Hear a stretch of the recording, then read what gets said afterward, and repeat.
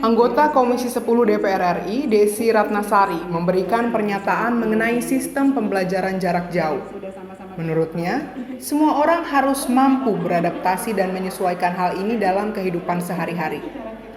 Desi Ratnasari menyampaikan, di saat pandemi seperti ini, semua harus memiliki solusi yang efektif untuk mengatasi semua permasalahan.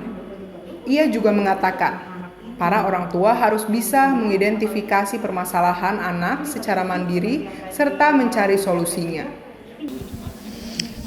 Kalau menurut saya, sistem belajar jarak jauh mau tidak mau ini harus kita adaptasi dan sesuaikan dalam kehidupan kita sehari-hari. Kerja semua juga dari rumah, anak-anak mungkin ada kendala juga ini yang disolusikan baik dalam tataran kebijakan. Kami sebagai seorang anggota DPR tentunya menyampaikan kebijakannya seperti apa nih kalau anak-anak harus belajar daring.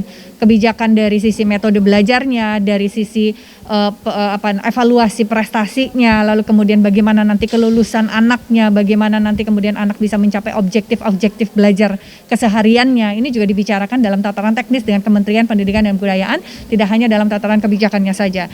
Nah tentunya bentuknya seperti apa ya, seperti sekarang yang kita lakukan, anak-anak bisa belajar dari smartphone, lalu kemudian bisa dari laptop, bisa juga bergabung dengan di komunitas belajar di wilayahnya sendiri-sendiri. Kalau dia tidak punya handphone misalnya di rumah, tidak punya kuota, kita bantu, pemerintah juga membantu menyampaikan kuota kepada mereka. Lalu kemudian guru-guru juga tadi mau melakukan berkunjung ke siswa-siswanya. Lalu kemudian kita support dari sisi transportnya, pemanfaatan BOS yang direlaksasi misalnya. Nah ini kan dalam tataran kebijakan yang beragam. Jadi apapun yang terjadi saat ini menghadapi pandemi, tentunya dalam konteks pendidikan kita harus bisa melampaui dan mengatasi dengan solusi-solusi yang efektif dan efisien dengan keadaan pendanaan APBN yang sekarang memang ada.